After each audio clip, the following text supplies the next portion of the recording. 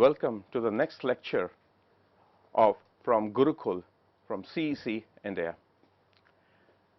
We begin where we left off last time, and that is amplifiers. Within amplifiers, we have a special class of amplifiers known as operational amplifiers. Operational amplifiers are special because they allow us to perform mathematical operations which we don't directly relate with everyday lives or signal processing. Basically, operational amplifiers allow us to perform operations like addition, subtraction, multiplication, division, integration, and differentiation. If we look carefully, then we find that from addition we get multiplication, which is nothing but repeated addition. Again, integration happens to be repeated addition over very small quantities or steps. In the same vein, repeated subtraction is division, and differentiation happens to be the repeated subtraction over very small steps. So let us see how we can process the signals via these operational amplifiers. So first, what is an operational amplifier? Operational amplifier, generally it is referred to as op-amp. It is a direct coupled high gain amplifier that can be used to amplify both DC as well as AC signals. They perform the mathematical functions including addition, subtraction, multiplication, differentiation, and integration.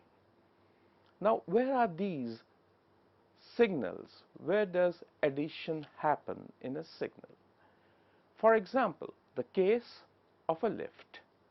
It says that yes, 8 people or maybe 1200 kgs of weight is allowed in the lift at a given point of time. Now, lift is an inanimate object. It has just electronics to help make a decision. So op-amps play a great role here. It allows us to make a decision. As we will see later, that op-amp amplifies the difference of a signals at its input. That way, it can be configured as a comparator. So a lift basically has a piezoelectric sensor and a transducer that converts the weight into an electrical signal, and that electrical signal is processed using specific electronics, and then finally the decision is made by the comparator. So one can say that basically it is the genesis of artificial intelligence via electronics. So coming back to op-amp, as we can see that the figure or the circuit diagram of an op-amp looks like this, where we find it has two inputs, one an inverting input, one a non-inverting input. It has a dual power supply of plus minus 15 volts and one single output. It is, as we'll see in next couple of slides, it is an integrated circuit wherein it has its pins. It's an 8-pin integrated circuit wherein the different pins have different connotations. Where are op-amps used? They are used specially for AC or DC signal amplification. They are used in active filters. They are used in oscillators. They are used as regulators.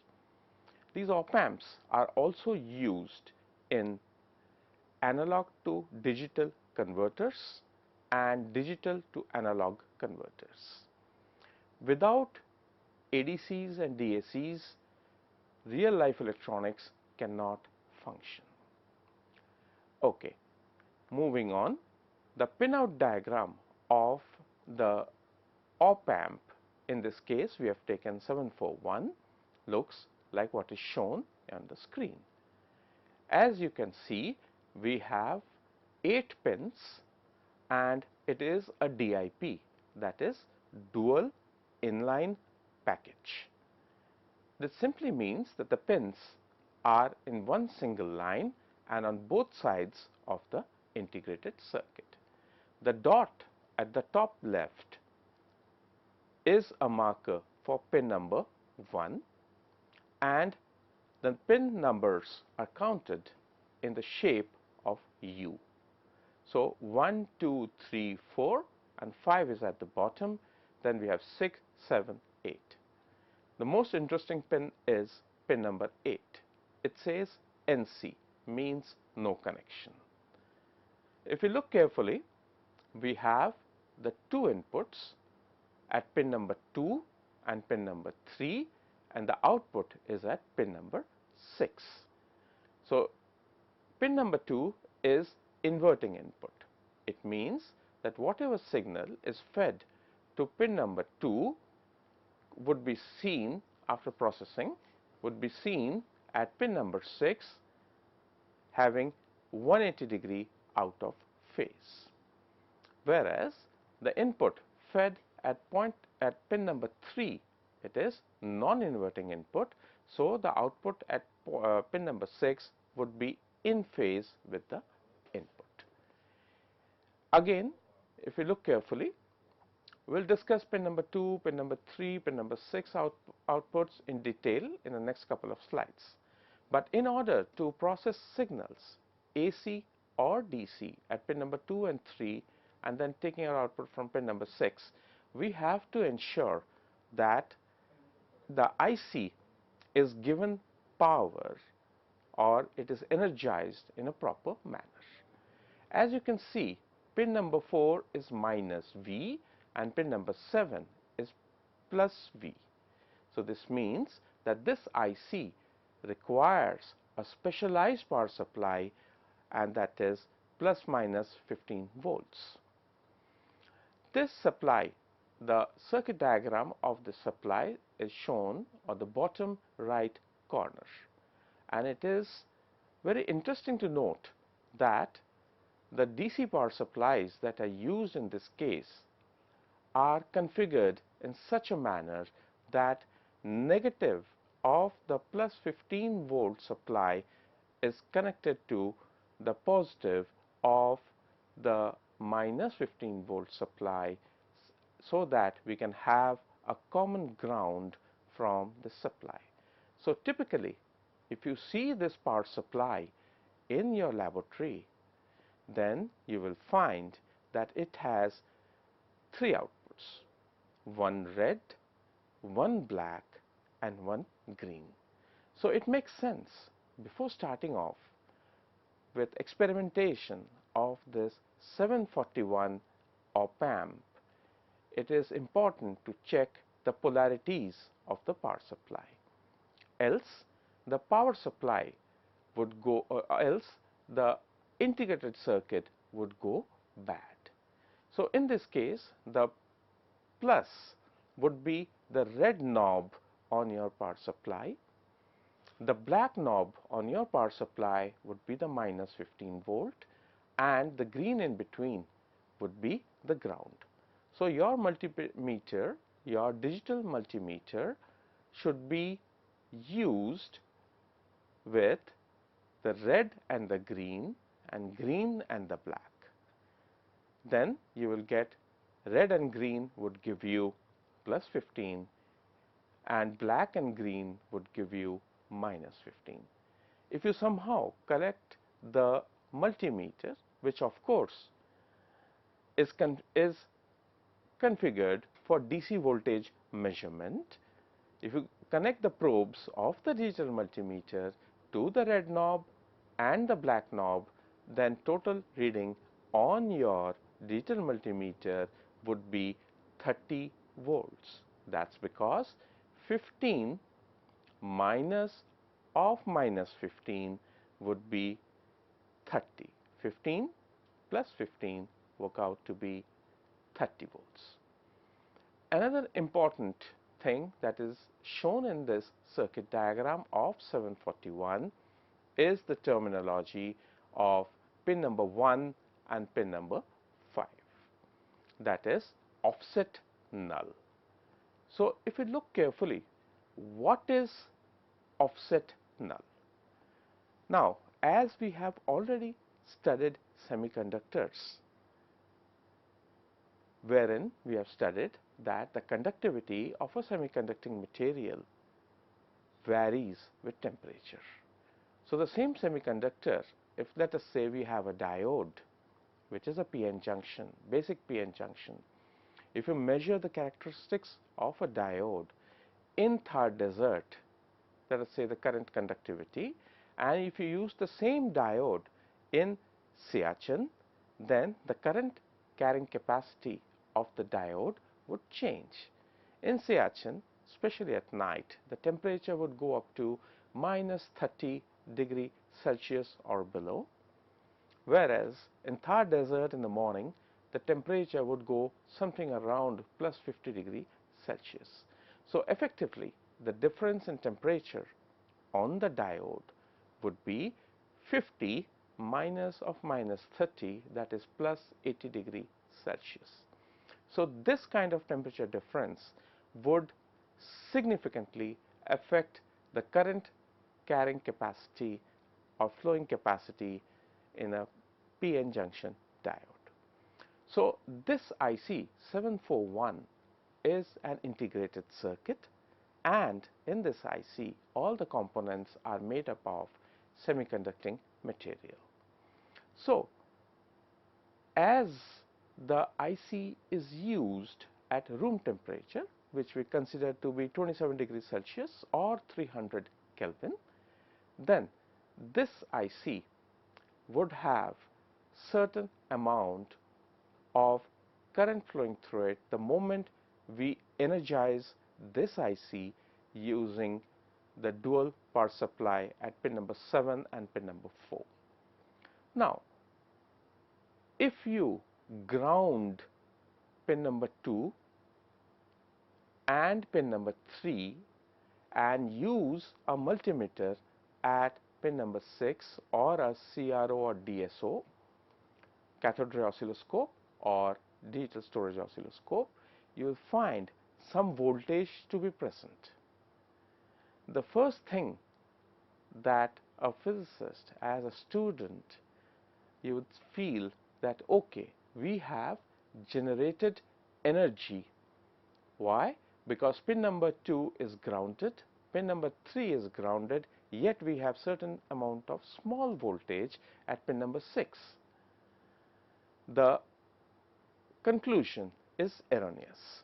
That's because the semiconducting components within the IC, due to mismatch and a temperature, high temperature, would generate certain amount of parasitic voltage that you get to measure at pin number 6.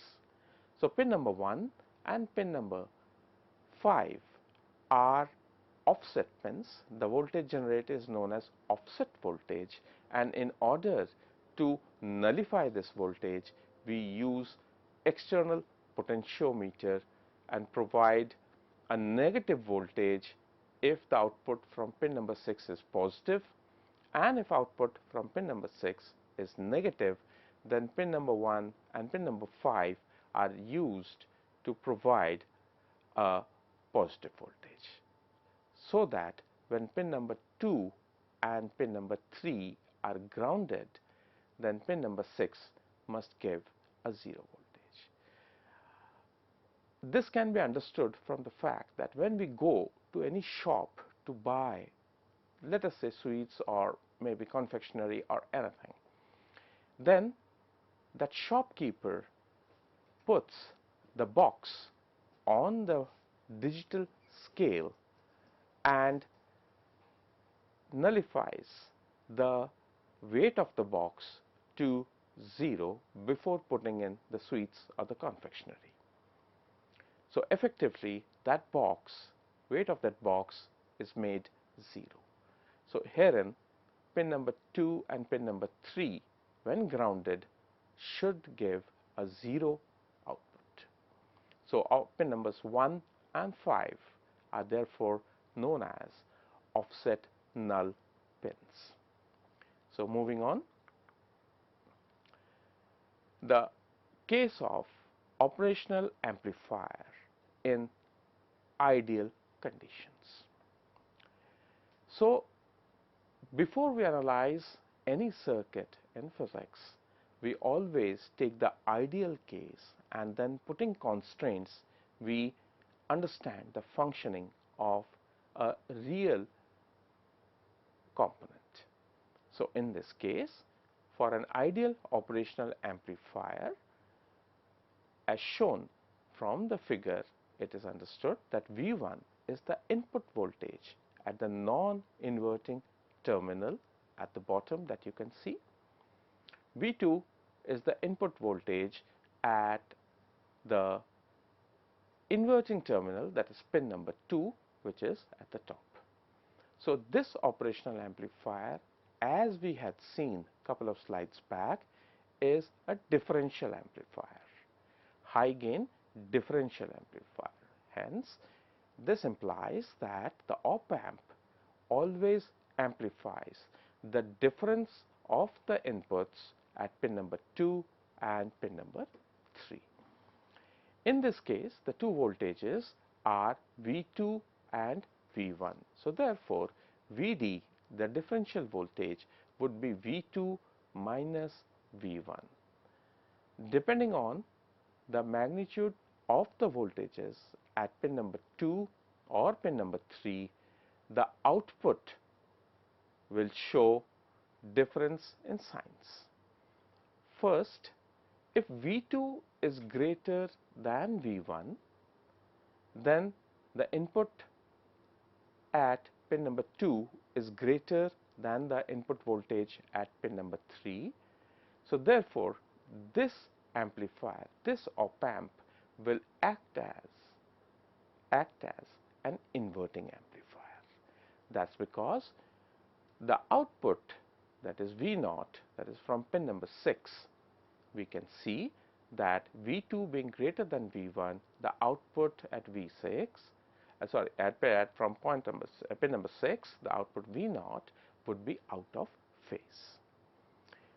If the magnitude of V1 is greater than V2, then the same amplifier would be configured in non-inverting configuration, and output V0 will be in phase with the difference of the signal between V1 and V2.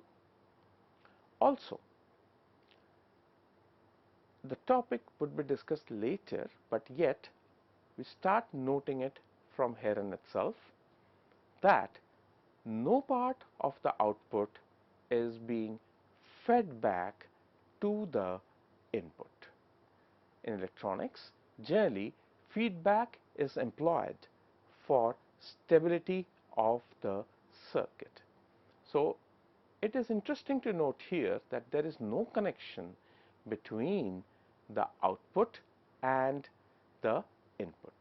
Hence, this op-amp is considered to be biased in open loop configuration.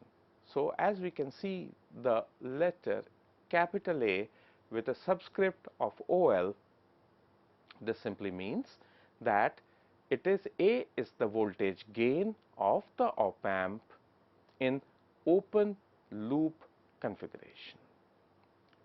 So moving forward, again we understand the equivalent circuit of the op-amp, which is there in for an ideal op-amp, to be precise.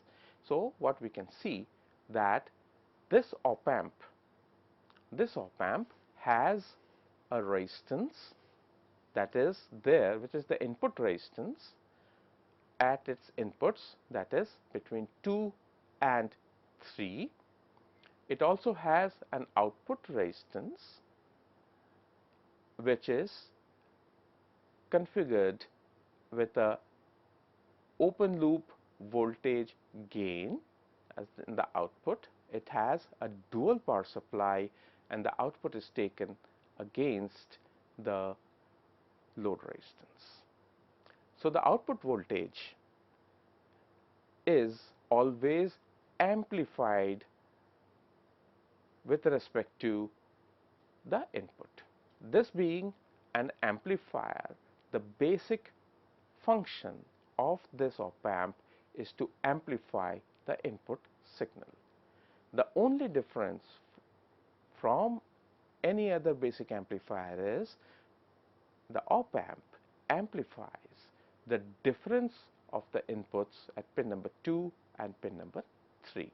Hence, you can see V naught is equal to AOL VD. Now, this AOL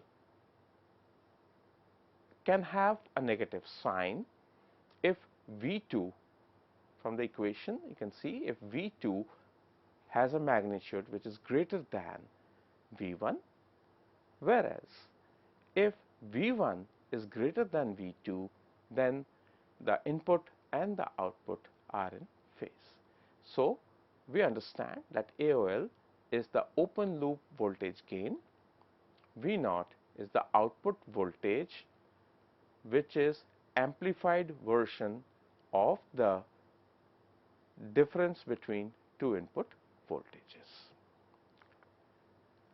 So, what should be the characteristics of an ideal op amp? Like any other amplifier, we expect that the ideal op amp should have an infinite voltage gain. That is, AOL should be infinity. This simply implies that even a very small differential input voltage could be amplified to a very high value. Please remember and note that this is the case of an ideal op amp, not a practical op amp. A practical op amp, like any other electronic circuit, would give you definitely a very high voltage gain, but it will not be infinite. So, moving on to the next point, we can see that the input resistance or impedance, if you are processing AC signals, of this op amp is infinity. This simply means that an ideal op amp does not draw any current at its input terminals. Anyway, like all amplifiers, this op amp should have a very high resistance. The need of a high input resistance for any amplifier stems from the fact that the amplifier is fixed in parallel with a previous circuit, maybe a power supply or a previous processing circuit. So, when two components, two resistances are fixed in parallel, that simply means the equivalent resistance would have a value which would be smaller than the lowest resistance. So, if we have parallel combination of 1 ohm and 100 ohms, the value of the equivalent resistance would be less than 1 ohm, slightly less than 1 ohm. So, this simply means that a high input resistance is required, else it would overload the previous circuit and draw very high amount of current. This would lead to destruction of the previous component. This is kind of the same thing that happens in our houses when we have a short circuit. Short circuit leads to fire. That simply means short circuit, if it happens due to electrical causes, in 95% of the cases it is because of drawing excess current than having the ability to do so. So infinite input resistance or impedance is requirement of the op-amp. The third is zero output resistance. Zero output resistance for an ideal op-amp implies that it can drive an infinite amount of or number of devices, since the current would be limitless. So for again a practical op-amp, the output resistance or impedance is non-zero but of a very low value. This way the circuit behaves in a very efficient manner so that it can drive other devices. Typically for digital devices, this is not a digital device, for digital devices we have a terminology called fan out. Fan out gives an idea about the number of devices that a previous device can drive with the amount of current that is generated within the circuit. So for ideal op-amp, zero output resistance is the norm. Number 4, the ideal op-amp should have a zero output voltage when input is 0. So this is known as zero offset. But as we have seen from a couple of slides back, this is not the case, because again for a practical op-amp, the practical op-amp does not operate in absolute zero, rather it operates at room temperature. So at room temperature the typical temperature is 300 Kelvin, and in semiconductors we have charge carriers that are available in the conduction band. Only at absolute zero does the charge carriers limit themselves to the valence band. So at room temperature certain charge carriers are available in the conduction band, and these charge carriers constitute what is known as the offset current, and that offset current has to be nullified before the measurements are done. Point number 5, for an ideal op-amp, the bandwidth has to be infinite. Now what is a bandwidth? Bandwidth, as we understand, are the range of frequencies which the amplifier can process. We expect the bandwidth to begin from 0 Hertz and to go up to infinite Hertz, so that a single amplifier can amplify all signals without attenuation. So we stop here today right now, and we'll just be back again very soon. Thank you.